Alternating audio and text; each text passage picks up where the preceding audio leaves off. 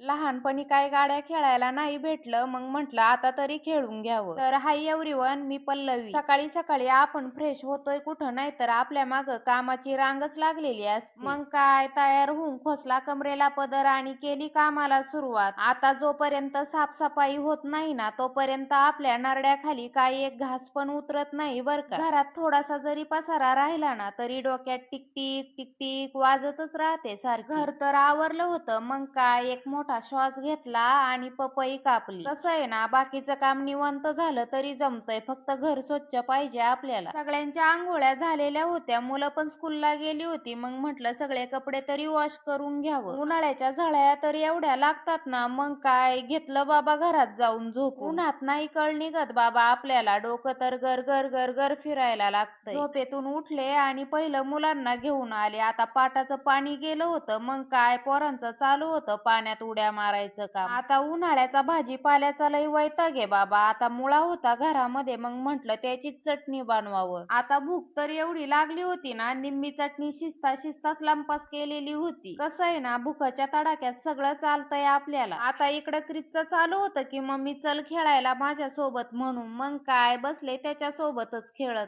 तेवढ्यात फौजी साहेबांचा पण आला कॉल. त्यांचं पण सगळं काम आवरलेलं होतं, मग काय बसले त्यांच्या सोबत गप्पा मारत. त्यानंतर म्हटलं किचन तरी साफ करावं, सकाळचा डब्बा बनवायला तकलीफ नाही होत मग.